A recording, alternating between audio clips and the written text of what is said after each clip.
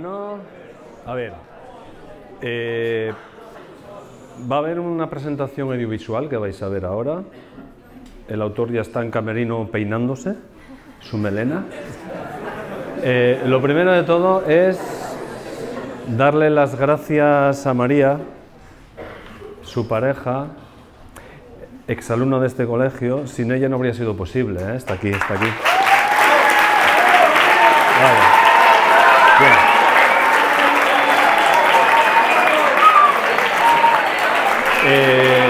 Rápido, rápido, porque yo no soy importante, lo importante es él, quiero que lo disfrutéis a tope. A ver, a mí me hace muchísima ilusión, pero al colegio le hace muchísima ilusión ofreceros experiencias. Lo que vais a vivir ahora es una experiencia, no es algo que estéis acostumbrados a ver o a vivir. Insisto, una experiencia, absorbedla, disfrutadlo, vividlo, porque vais a conocer a un autor que está a la altura de, oye, ganó el Nadal del IBEX, por ejemplo. Carmen Laforet, César Pérez Gellida lo ganó también, es el que está aquí, ¿vale? Así que vamos a ver su videopresentación y después, por favor, absorbed cada palabra que os diga, ¿vale? Venga, vamos allá.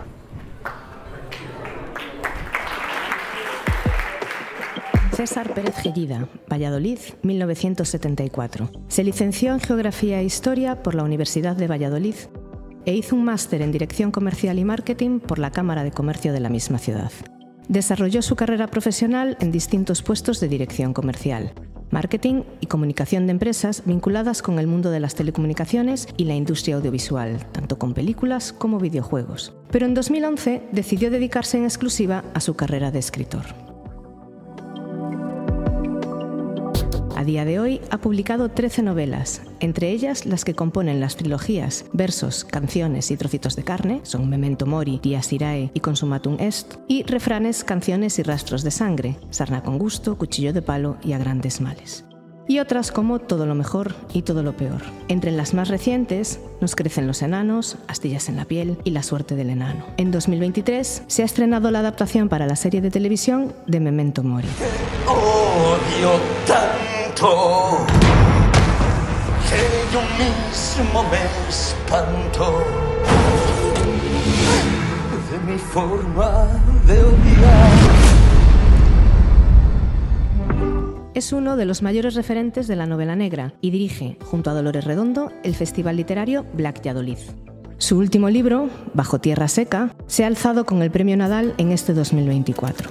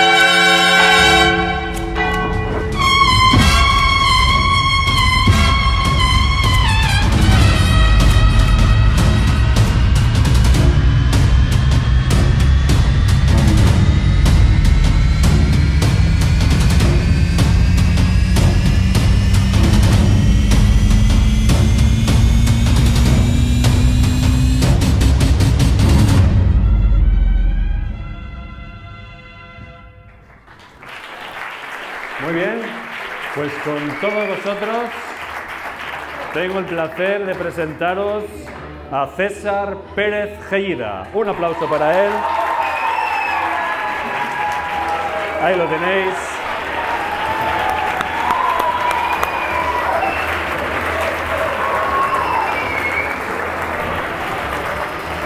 Bueno, buenos días, buenos días. Lo primero que tengo que decir es que yo he estado como en 30, 40 colegios, institutos y es la primera vez que me hacen un recibimiento así de efusivo, que estoy en un sitio tan especial con esta escenografía, así que lo primero que quiero hacer es dar las gracias a ese tarao que se llama Román, que ha insistido mucho.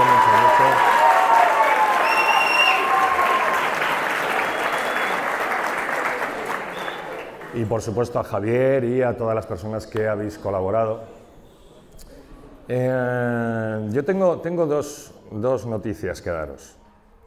Y como siempre, cuando hay dos noticias, una es buena y la otra mala. La buena noticia es que yo no he venido aquí a hablar de mi libro, a explicaros cómo es la vida del escritor, mi obra y milagros. Yo no he venido aquí a eso. Y aquí viene la mala noticia, y es que vais a tener que intervenir. ¡Ay, amigos! Y además yo tengo una limitación, y es que no me puedo salir de este arco de luz, porque si no, Román me ha dicho que me dispara. Así que no me puedo mover de aquí, y veo las caras que veo, más o menos lo que tengo por aquí. Pero os voy a hacer intervenir a muchos de vosotros. Como sabéis, yo soy escritor, principalmente soy escritor de novela negra. Y, por tanto, yo os puedo decir que soy especialista en cometer crímenes y resolverlos. Y lo primero que tengo que hacer, lo primero que quiero hacer es evaluar este foro de cabezas pensantes y os voy a poner un caso práctico, ¿vale? Y como solamente veo las caras de estas personas que estáis por aquí, a que no sabéis a quién le ha tocado, a qué pareja le ha tocado intervenir. ¿Cómo te llamas? Lucía. ¿Y tú? Valeria. Valeria y Lucía. Y aquí os voy a pedir dos cosas. A Valeria y a Lucía que alcéis la voz, porque si no, no se os va a escuchar. Y a los demás, por favor, que os mantengáis callados, porque si no va a ser difícil que la escuchemos. Las escuchemos.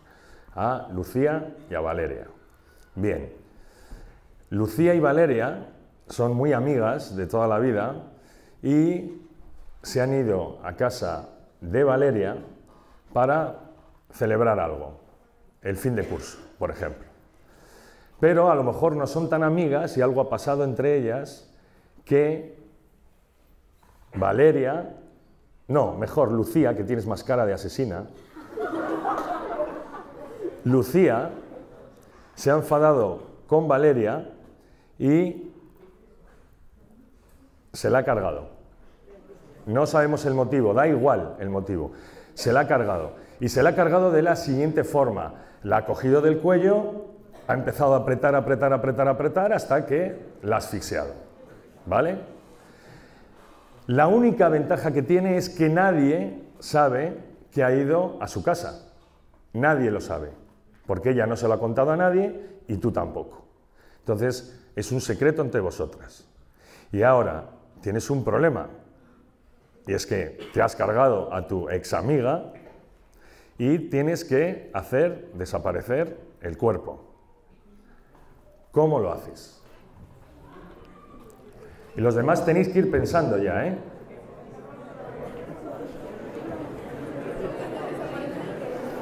Tienes que hacer desaparecer el cuerpo.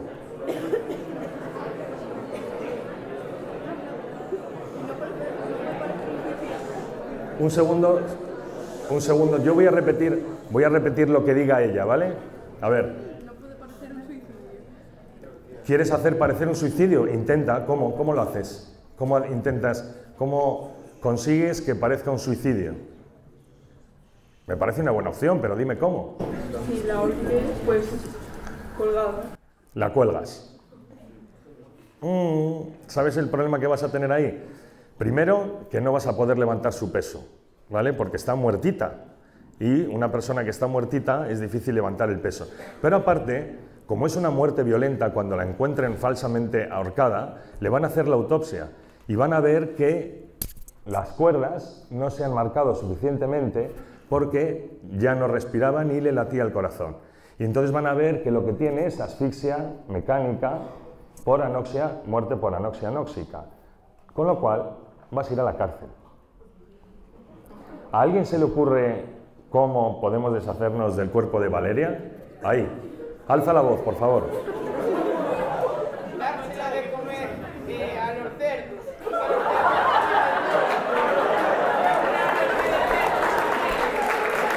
Bravo. Sí, señor. Que sepáis que yo este ejercicio Este ejercicio lo hago en muchos coles e institutos. Y esa opción no solamente se le ha ocurrido a él. Mucha gente que ha visto muchas series de televisión se le ocurre eso de dárselo de comer a los cerdos. Pero tienes un problema muy grande, y es que seguramente en la cocina de su casa no haya cerdos. Seguramente. Entonces tienes que sacar el cuerpo. Lo primero que tienes que hacer es sacar el cuerpo de esa cocina. Y además hay algo que los cerdos no se comen nunca. ¿Sabes qué es? Los dientes. Con lo cual vas a acompañar a Lucía a la cárcel. Pero lo primero es que no has resuelto cómo sacamos el cuerpo de la cocina. Ese es el primer enigma. ¿Cómo sacamos el cuerpo de la cocina? ¿A quién se le ocurre? Sí. Los cuartistas y después por partes lo sacan de tu casa y Esta opción siempre sale. La única ventaja que tenías, la acabas de fastidiar, porque a Valeria la ha matado sin sacar fluidos del cuerpo. Si tú quieres descuartizar a Valeria, aparte que es dificilísimo, no creo que en la cocina tengas herramientas suficientes para descuartizar un cuerpo, porque es muy difícil y un poco grimoso, vas a sacar mucho ADN por toda la cocina. Y por tanto, cuando vayan a buscar los investigadores, van a ver que ahí ha habido un crimen violento, porque hay mucho ADN. Pero luego, aparte, sacar las partes de los cuerpos y ¿qué haces con ellas? ¿A la basura? Otra que va a la trena. ¿Quién tiene una idea feliz? ¿Por aquí? A ver, lo mío no es una idea feliz, pero ¿por qué directamente no quema el cuerpo y ya está? ¿En la cocina? En la cocina. O sea, preparas un incendio. O sea, en lugar de cargarte solamente a Valeria, vas a cargarte a todos los vecinos de la comunidad. A ver, pero en su casa habrá algo para quemar. Vale, ¿dónde? Dime. No sé, a ver, en una casa no solo tiene una cocina, tendrá más. ¿Dónde? Dime un sitio. ¿En el salón, por ejemplo, que hay cortinas? En el baño. En el baño. ¿La prendes fuego? ¿Con qué la prendes fuego? No es como, ¿sabes que un cuerpo no es combustible? Tienes que encontrar aceite. El aceite no prende. Otra cosa.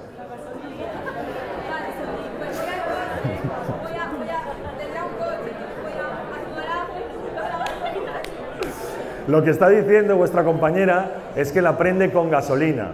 Entonces vas a prender la cocina, el baño, el edificio entero, y aparte, imagínate que tú te escapas, se van a dar cuenta de que ya estaba muerta cuando la prendiste fuego y no se consume un cuerpo. Un cuerpo no se consume con combustible, y sobre todo porque los huesos y los dientes no se van a consumir. Con lo cual, ya no cabéis en la cárcel, ¿eh? ¿A quién se le ocurre? No, no se consume. No, un cuerpo no se consume, no se te ocurra quemarlo. Para sacarlo, metes el cuerpo en una maleta que tiene ruedas y te es más fácil, como si te fueras de viaje. Luego para matarlo es una historia. ¿Cómo te llamas? ¿Cómo? Abril. Bravo. Bravo.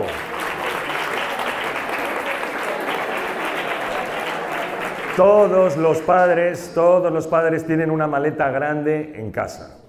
El único problema que vas a tener es meter a Valeria en una maleta. Lo que pasa es que al estar muy muertita no se va a quejar porque le disloques las articulaciones y la metas. Muy bien, has resuelto la primera parte, que es la saco de casa, ¿vale? Y ahora tienes a Valeria en una maleta. ¿Qué haces con esa maleta? Con Valeria adentro. No. No la tiras al mar, porque si la tiras al mar, el mar te lo va a devolver. Y además va a reconocer la maleta. No, no la tiras al mar. ¿Con pesas?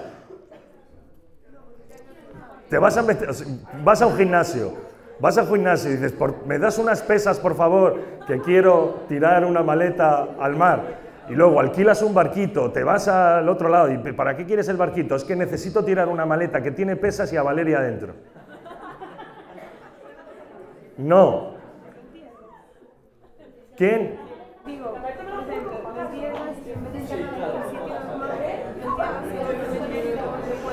Valeria. Ella misma está dando con la solución para hacerse desaparecer ella misma. Bien, Valeria. Vale con enterrar. Ella ha querido darle un toque más gótico y dice que en un cementerio. En un cementerio no, porque no te van a dejar entrenar en un cementerio. Pero no, de noche no vas a entrar en un cementerio arrastrando una maleta. Te van a ligar. Valeria, por favor, hazte desaparecer bien. Con enterrar no os valdría, sí. Enterrar en el bosque. Por ejemplo, enterrar en el bosque. ¿Y qué necesitas para enterrar en el bosque? Y un pico también. Necesitas un pico y una pala. Con una pala no entierras nada. ¿Y el agujero de cuánto lo haces? ¿Cuánto has dicho? Más o menos, perfecto, sí, 2 metros y pico, lo tapas bien, pones hojarasca y no vuelven a encontrar a Valeria. Pero que sepáis que de todos estos de aquí estáis muchos en la cárcel. Y si yo, leyendo mañana la prensa o escuchando la radio, me entero de que hay algún asesinato o que ha desaparecido alguien de este colegio, sois todos sospechosos, todos los que estáis aquí, vais a ser interrogados, ¿vale? Y todo este juego era para captar vuestra atención y ahora empezamos a jugar realmente, que es, ¿quiénes de vosotros leéis normalmente? ¡Wow!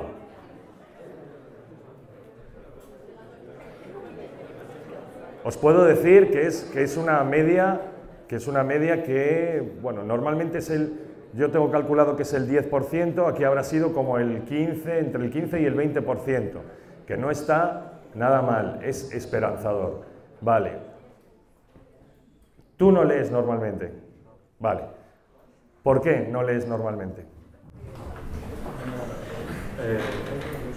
Porque la lectura, o al menos no descubrí ningún género que me atrae para leer.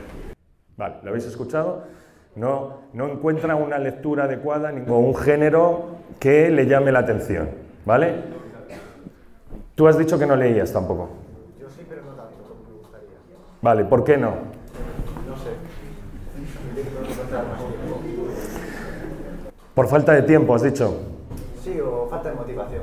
Falta de motivación, falta de tiempo, son respuestas como muy habituales, porque ¿sabes lo que pasa? Que tú decides con tu tiempo lo que haces. Y normalmente, o es posible que tengas otros hobbies que te atraigan más que la lectura. ¿Vale? ¿Quién más me da alguna razón por las cuales no lea normalmente? No pasa nada, ¿eh? Nadie os va a criticar. Y además, sois mayoría. Hay muchos que dicen que no leen porque les cuesta trabajo. Les cuesta trabajo. ¿En qué consiste la lectura? ¿En qué consiste la lectura? En disfrutar. En disfrutar, claro, lo dice una persona que lee normalmente. Pero ¿qué hace nuestro cerebro cuando leemos? ¿Quién sabe eso? Se mete dentro de la historia, te metes tú dentro de la historia, pero ¿cuál es el proceso que se produce en nuestro cerebro, en este área, en el lóbulo derecho del cerebro? ¿Qué proceso se produce cuando leemos? ¿Vas? Recreando la historia. Bien, vas recreando la historia. Más concretos. Imaginando los personajes y todos los escenarios. Claro, vas imaginando, etcétera. Pero ¿qué es lo que hace nuestro cerebro? Convertir palabras ¿en qué? En imágenes. Convertimos palabras en imágenes cada vez que leemos. Y cuando no leemos, esa parte del cerebro, que está muy relacionada con la creatividad, no se desarrolla. No hay otra forma de desarrollar la creatividad visual si no se lee. Quiere decir que la mayoría de vosotros, que no leéis habitualmente, no estáis desarrollando esa parte del cerebro. Y las consecuencias van a ser que vais a ejercer trabajos que no están orientados a la creatividad, porque vuestro cerebro no está preparado para ello. Y esto lo estáis haciendo ahora, porque el cerebro se está desarrollando justo en este momento.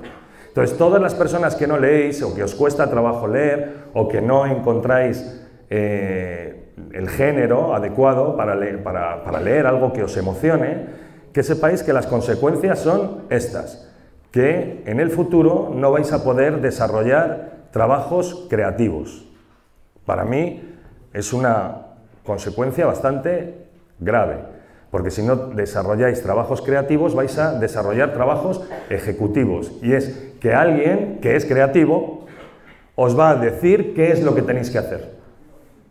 Esa es la consecuencia. ¿Cuántos tipos de historia creéis que se pueden crear? Tipos de historia. Y ahora estoy hablando desde el punto de vista del escritor. ¿Cuántos tipos de historia creéis que existen, que el cerebro es capaz de crear? Arriesgaros, un número.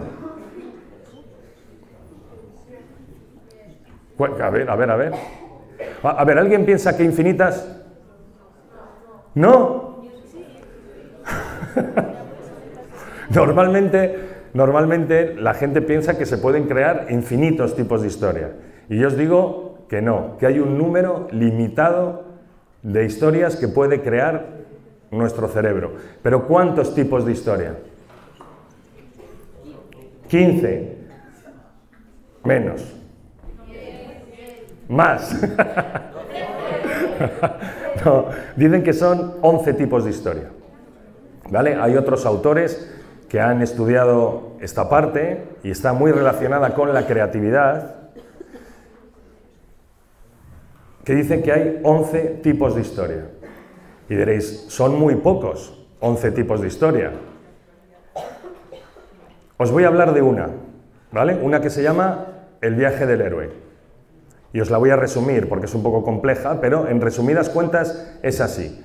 Un protagonista que vive en un mundo cotidiano, es una persona normal, y de repente se enfrenta a un reto muy grande, un reto inalcanzable.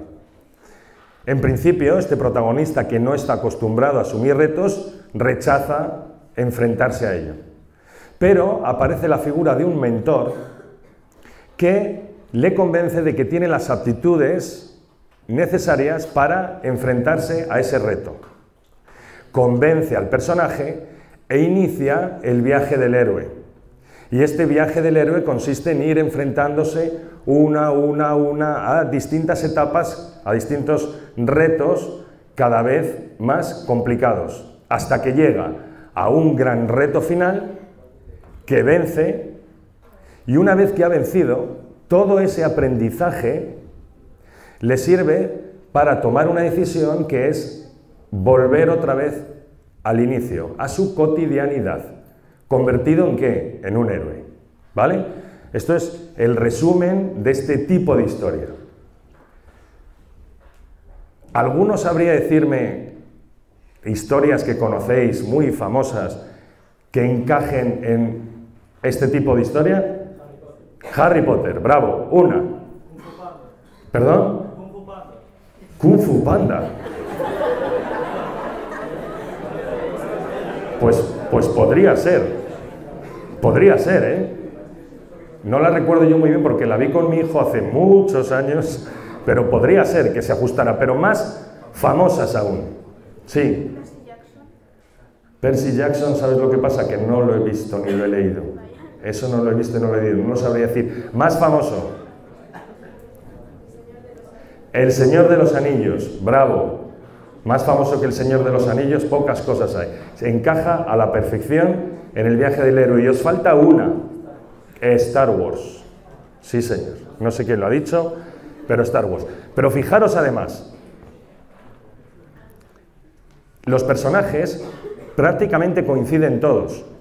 Incluso la iconografía del mentor no es el mismo personaje Gandalf, no es el mismo personaje que Dumbledore y no es el mismo personaje que Obi-Wan. Un anciano venerable de larga barba y túnica blanca. En las tres historias coincide, es el mentor, es el que anima a ese personaje cotidiano a enfrentarse al reto. Entonces, si sabemos la fórmula, porque yo sé cómo se hace el viaje del héroe, y sabemos que funciona, ¿por qué creéis que hay historias que funcionan e historias que no funcionan? ¿Qué es lo que hace que una historia funcione y lo pete como Harry Potter? Lo pete como Harry Potter, me ha encantado. O El Señor de los Anillos o Star Wars. ¿Qué es lo que diferencia unas de otras? Perfecto. El universo que desarrolla esa propia historia. Son universos únicos. Y no hablo solamente de... aquí nos hemos ido al género fantasía, pero el viaje del héroe se puede hacer perfectamente en época contemporánea. Podría ser un detective, por ejemplo. Pero en este caso funciona, ¿por qué? Porque Tolkien creó un mundo diferente que antes no existía. La escritora de Harry Potter, que ahora mismo no me viene a la cabeza, pero que tiene más dinero que la reina de Inglaterra, ¿quién es? Eso, J.K. Rowling, creó un mundo que antes no existía, que es el mundo mágico de Harry Potter, un universo inalcanzable. Y Star Wars, exactamente lo mismo. Esa es la gran diferencia. Ser capaces de ser creativos y aun sabiendo la fórmula, porque los escritores todos conocemos la fórmula del viaje del héroe, lo complicado que es tener la creatividad suficiente como para inventarse un mundo, un universo en el que todos los lectores puedan entrar y puedan convivir. Algo único y original. Los que estáis acostumbrados a leer podréis ser capaces de hacer esto porque vuestro cerebro está capacitado para crear cosas nuevas. Y los que no estáis capacitados para leer, no es que no vayáis a poder hacerlo, es que hasta que no desarrolléis esa parte del cerebro, va a ser muy difícil que creéis mundos así. Y yo no os estoy convenciendo con esto para ser escritores. Yo lo que os quiero dar a entender es que si no sois capaces de generar algo creativo, estáis condenando vuestro cerebro a ser ejecutivo, a que cumpla determinadas órdenes. Con esto lo que tenéis que hacer es leer. Antes vuestro compañero ha dicho que, y con esto me voy a meter con los profesores de literatura si están aquí,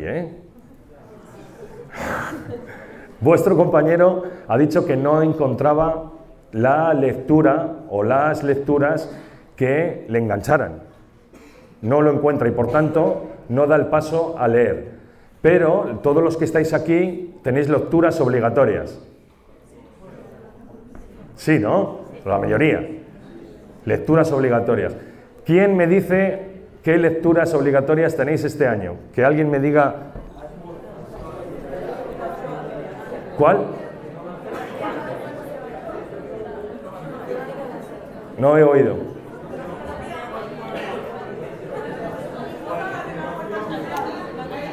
La familia de Pascual Duarte. La familia de Pascual Duarte.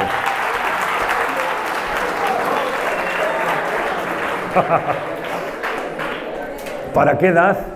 ¿Qué edades leen la familia de Pascual Duarte? Cuarto de la ESO.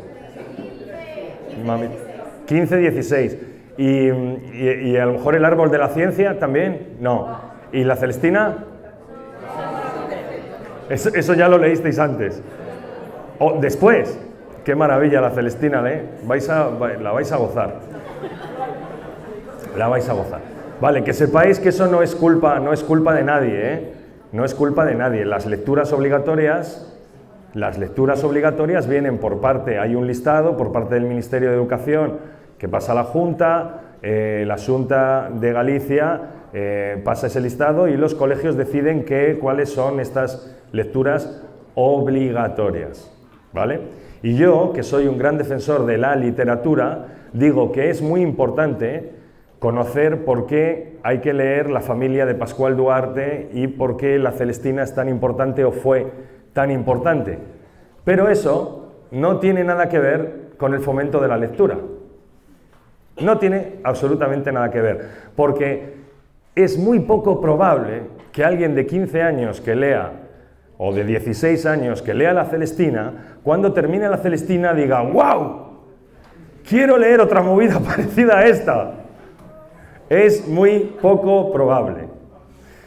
Entonces, este es un mensaje para los profesores de literatura, que por lo menos seamos conscientes de que el fomento de la lectura tiene que ir por otros derroteros, que hay que conocer las implicaciones de lo literario, pero que el fomento de la lectura tiene que ser cuando escuchamos a nuestros alumnos que no leen porque no encuentran un género adecuado. Este es el gran problema. Y si los profesores, si nosotros, que somos los adultos, no conseguimos que entiendan que sí hay libros para ellos, porque los hay, te aseguro yo que en cualquier librería tú podrías encontrar libros que te molarían, te lo aseguro yo, nosotros no nos estamos encargando de facilitar el acceso a esos contenidos y por tanto somos muy culpables de que estos chavales dentro de 25 años estén apretando un botón porque alguien les dice que tienen que apretar un botón. Y esto es un mensaje que podríais aplaudir por decirlo. Claro que sí, claro, pero que salga de vosotros.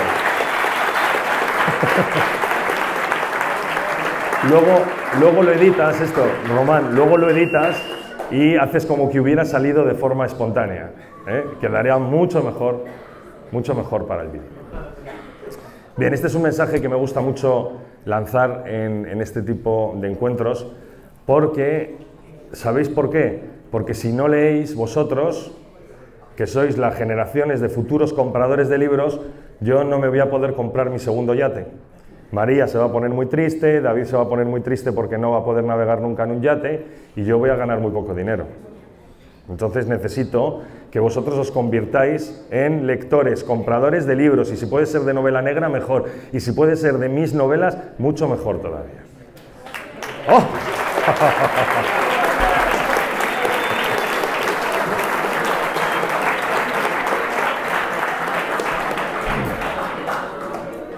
Y ahora os voy a hablar. ¿Hay alguien aquí en la sala que alguna vez se haya planteado ser escritor o escritora? Que levante la mano. Claro, si no leéis, ¿cómo os vais a convertir en escritores?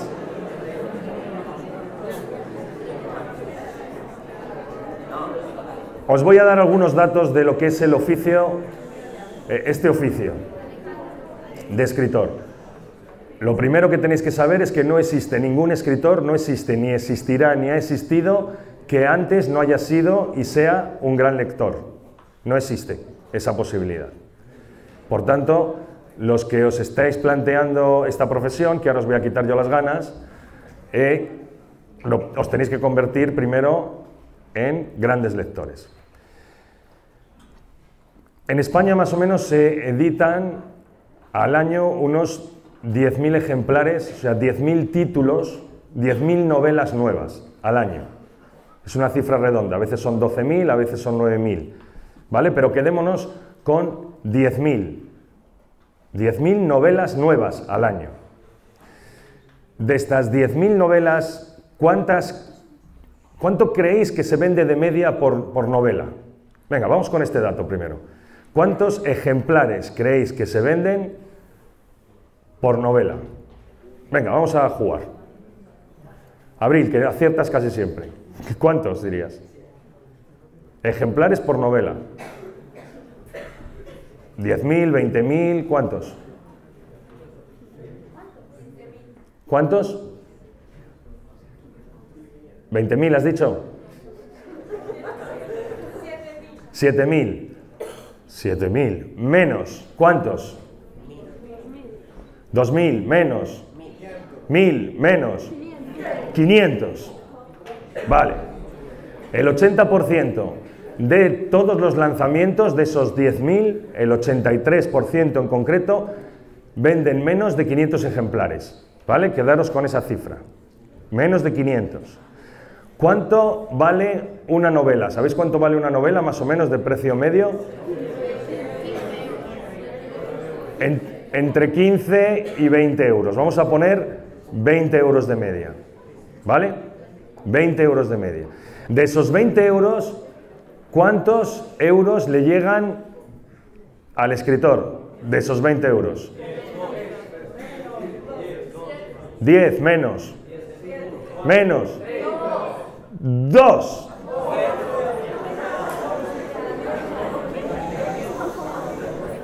Dos eurazos. Porque normalmente un escritor lo que se lleva es el 10% del PVP. Y si vale 20 euros, 2 euros.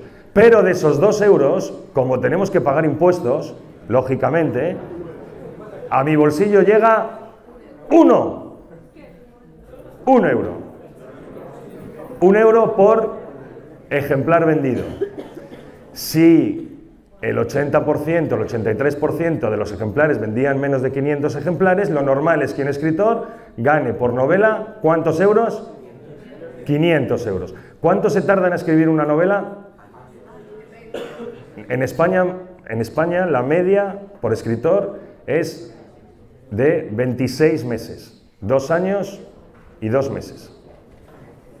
Quiere decir que, atención, en 26 meses, es decir, en 2 años, te has metido al bolsillo 500 euros. Es poco rentable esto. Esta es la parte mala.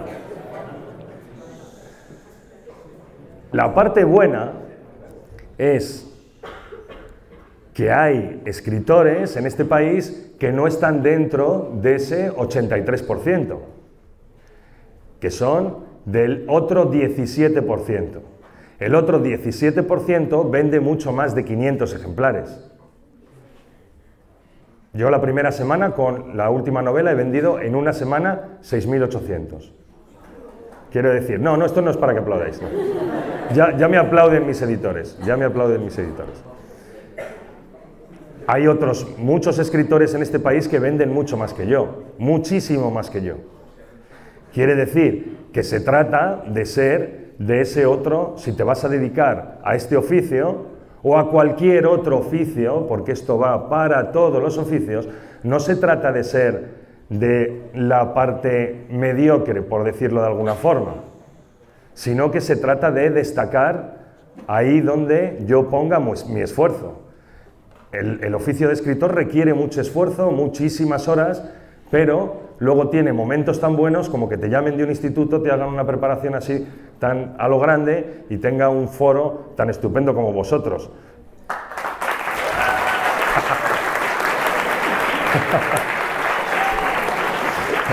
Ahora cada vez que haga así con la mano, significa aplauso, ¿eh? Así, va a salir muy bien para el vídeo. Vale.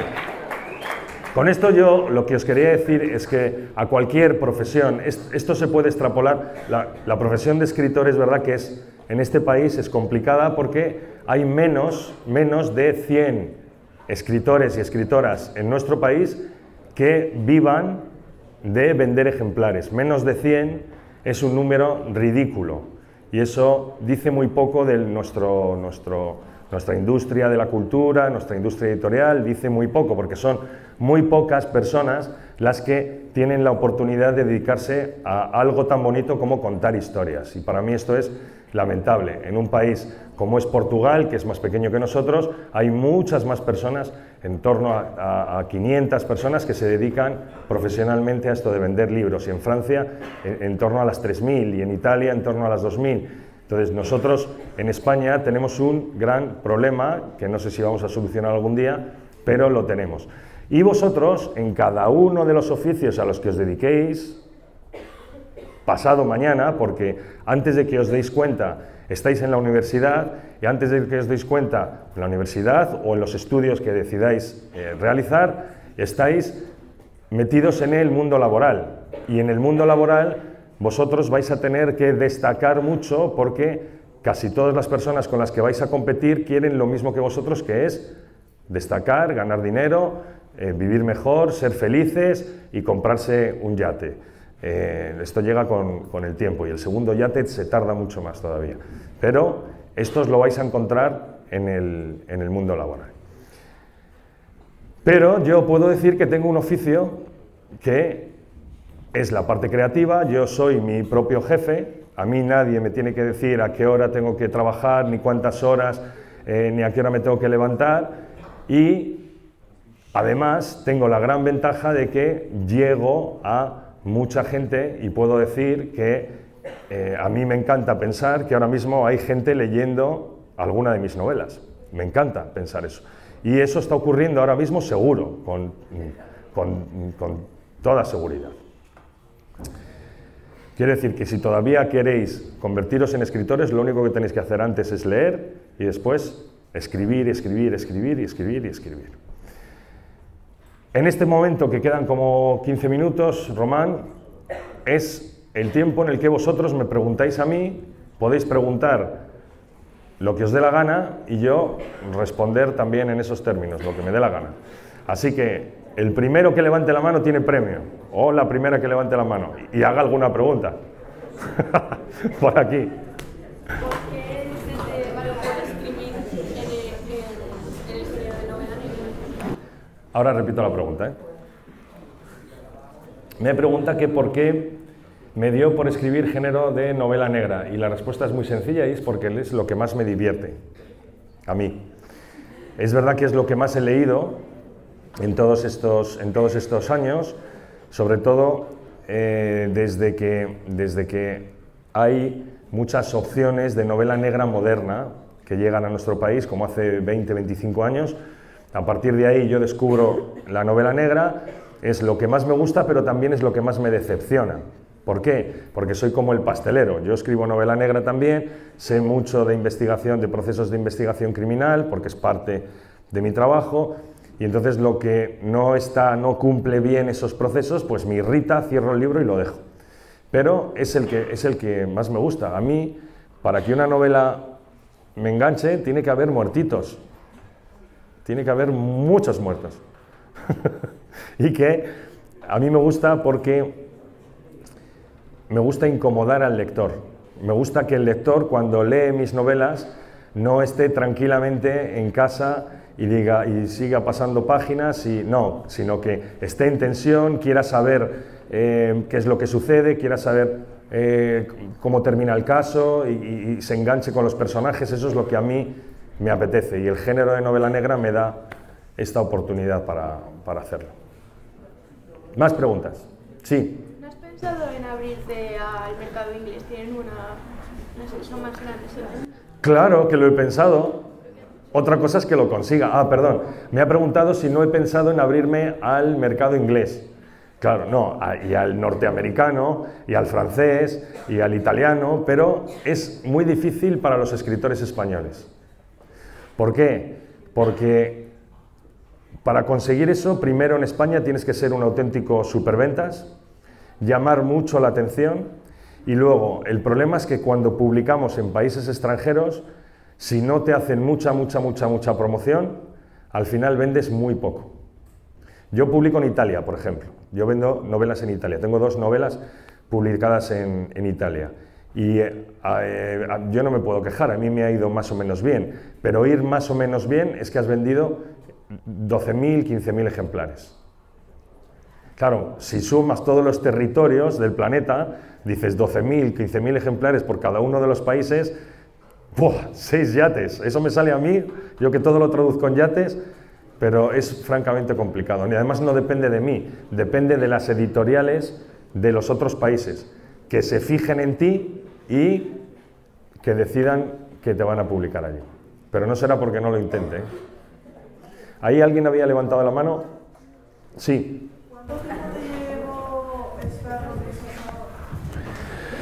¿Cuánto tiempo me llevó estar donde estoy ahora? Bueno, yo empecé en el año 2012 a escribir, y lo mío con la escritura no fue nada vocacional. O sea, yo con vuestra edad no estaba pensando en escribir. Yo me dedicaba al mundo comercial, al marketing, y me iba bastante bien. Además me gustaba porque mi último trabajo era en una empresa de distribución de películas y videojuegos, que era lo que más me gustaba a mí del mundo, películas y videojuegos. Lo que pasa es que yo tenía problemas para dormir, y uno de los métodos que utilizaba era inventarme una historia para estar tranquilo, y esa historia la enlazaba al día siguiente en el punto donde lo había dejado. Esa historia fue creciendo, y un día, que no recuerdo muy bien cuándo fue, decidí que la tenía que escribir para atraparla en el papel, para que no se perdiera. Y tuve la suerte de que esa historia se la di a leer a una persona que estaba conectado con el mundo editorial, y me dijo que si yo terminaba esa historia, él se encargaba de que se publicara. Y esa fue Memento Mori. Esa fue mi primera novela. Yo dejé el trabajo, terminé esa novela, y esa novela ya fue un éxito editorial porque empezó a venderse mucho, a llegar a muchas casas, a que todo el mundo conociera el título de la novela y se conociera el autor. Pero no es un caso, no es lo normal. Lo normal es que el escritor tenga que tocar muchos timbres de las editoriales, entregar su manuscrito para conseguir que lo lean, y si gusta, entonces es cuando te lo publican, etcétera, etcétera. Pero bueno, pues desde el año 2012, estamos en el 24, yo llevo 12 años en este jaleo metido. Y he tardado mucho en conseguir algo que también me planteé al principio, que era hacer una adaptación audiovisual de alguna de mis novelas. Y eso ha ocurrido el año pasado. Desde el 2015, que empezamos a trabajar en ello, hasta el 23. Fíjate, se han pasado años. Así que lo que hay que hacer es ser constante y tener mucha fe en uno mismo para perseguir los sueños, pero eso os va a pasar a todos vosotros. Sí. En el momento que se empezaste la obra con la que ganas el tren, ¿sabías que ibas a tener tanta repercusión? No, y es que además esta es muy curiosa porque Bajo Tierra Seca, que así se llama la novela que ha ganado el premio Nadal, yo empecé a escribirla como un guión para una serie.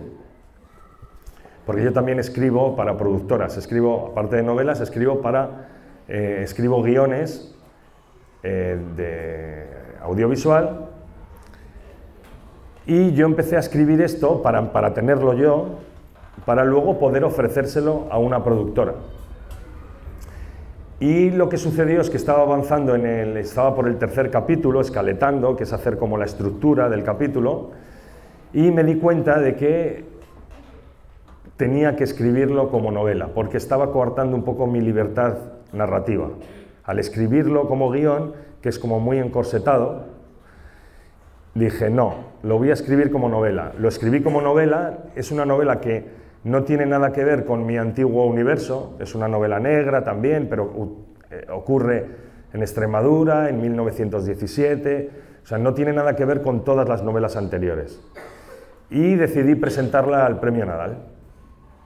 Y resulta que gané yo.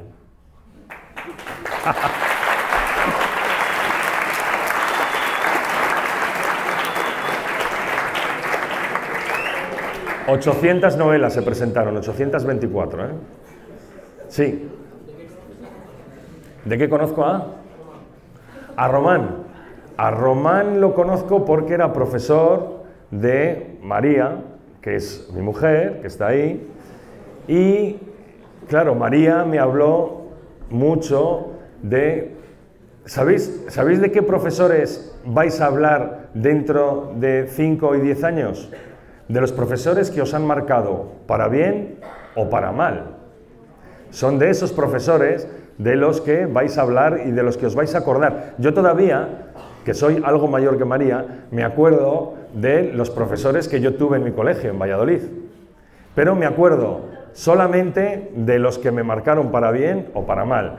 Al parecer, Román le ha marcado a María para bien, porque si no, yo no estaría aquí. Todo lo contrario, estaría muy lejos de aquí. Entonces,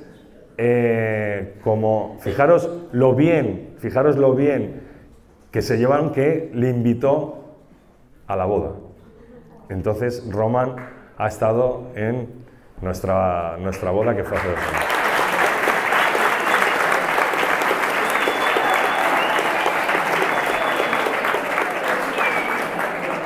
Tenéis mucha suerte de tener profesores así.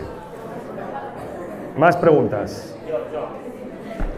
Ahí. A mí me llamó mucho la atención en la primera trilogía la utilización de la música, de las canciones, de la letra de las canciones. ¿Es de tu música preferida o...? Claro, ¿sabes lo que me sucedió? Que en la primera trilogía, el protagonista, digamos que hay tres protagonistas, pero para mí el fundamental, el que más llega a los lectores, es un sociópata. Y un sociópata es alguien que tiene una desconexión, que no es capaz de empatizar con otras personas, ¿vale?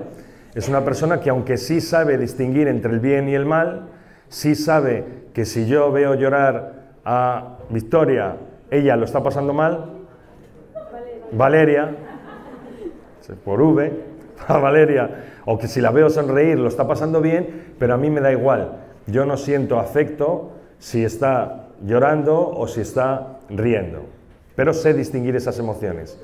Entonces, cuando yo interpreté el personaje de Augusto, que lo podéis ver todos en Amazon Prime, que se llama Memento Mori, la serie, le das al play y lo veis, que lo podéis ver, que ya tenéis edad para asustaros con cosas, me encontré con un problema, y es cómo consigo que los lectores sepan lo que siente Augusto, un sociópata que se convierte en un asesino en serie, antes, durante y después de cometer los asesinatos. ¿Cómo lo consigo?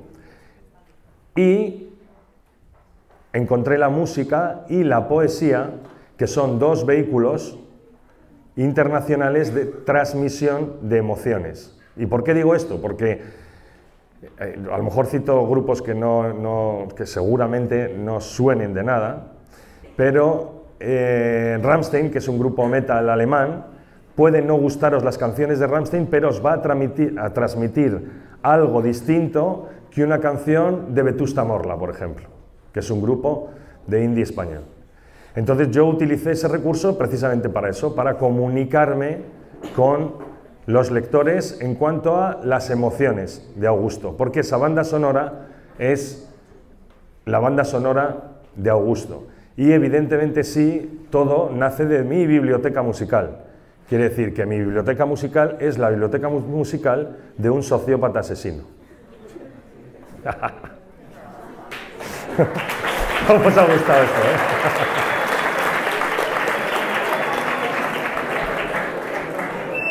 Hace poco en un instituto me preguntaron que si había, en Sevilla, que si había cometido yo algún asesinato y cómo, porque como lo relataba muy bien, que era imposible, y yo les dije todavía no. Todavía no. Más preguntas.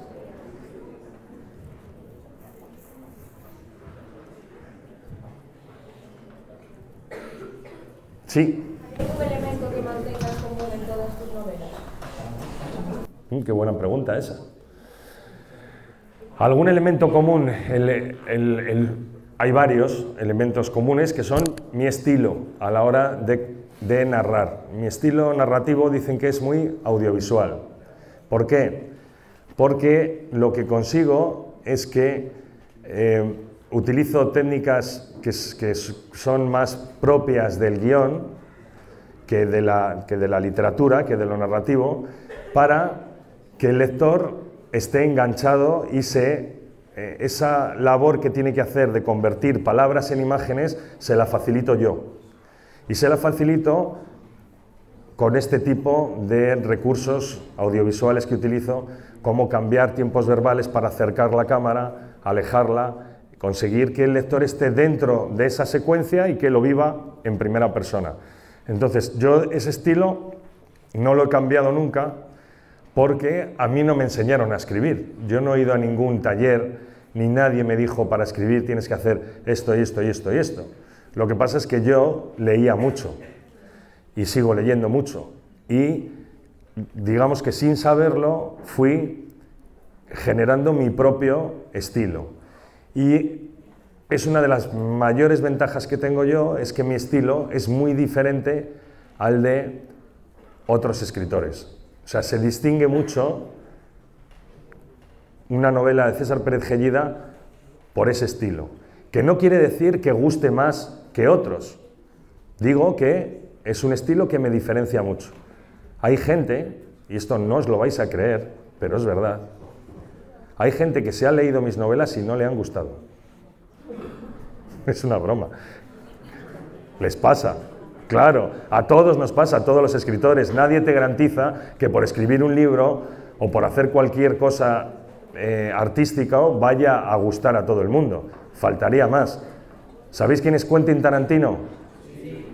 ¿Sabéis que hay gente que no le gustan las películas de Quentin Tarantino? ¿Cómo es posible eso? Pues si hay gente que no le gustan las películas de Quentin Tarantino, yo doy por hecho que hay gente que no le va a gustar mis novelas. De hecho, lo que a mí me sorprende es que haya gente que le gustan mis novelas. Eso es lo que a mí me sorprende. Y me sigue sorprendiendo. Última pregunta. Allí. Bueno, cuando empiezas a escribir una novela, ¿en tu cabeza la tienes más o menos pensada o cada día que vas escribiendo? Vale, me pregunta que cuando empiezo a escribir una novela la tengo más o menos pensada o la voy escribiendo sobre la marcha. Yo te digo, hay dos tipos de escritores. Escritores que se llaman de mapa y escritores de brújula. Los escritores de mapa, que son la mayoría, lo que hacen es un esquema previo, un guión, y antes de empezar a escribir la novela saben todo, saben cómo empiezo, cómo se desarrolla y cómo finaliza. Y lo que hacen es ajustarse a ese guión, a esa estructura e ir escribiendo.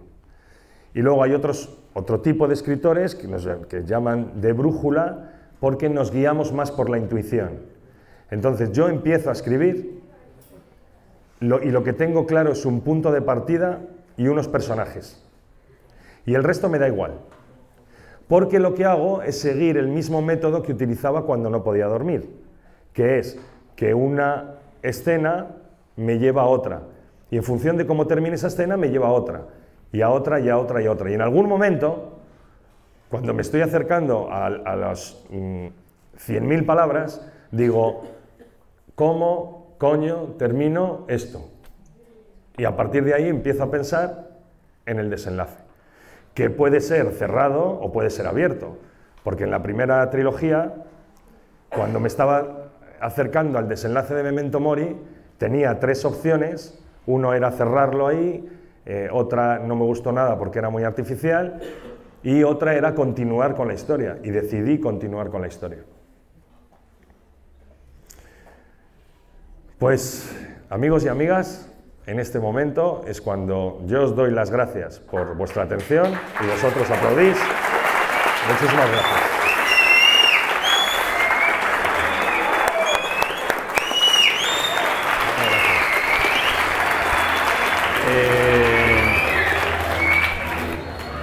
Es importante que sepáis una cosa, que César está en plena gira promocional de su novela ganadora de Ahí es nada, Premio Nadal.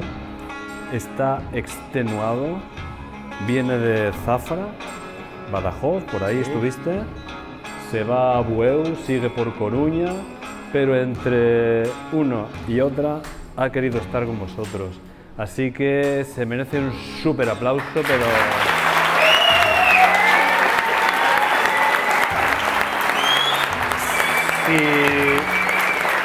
Si os parece bien, aquí se acaba el espectáculo, ¿vale? De rollo, luces y tal, porque ahora vamos a hacer un selfie, como los conciertos. Maravilla. ¿Os parece bien? Sí, arriba pues, venga, va.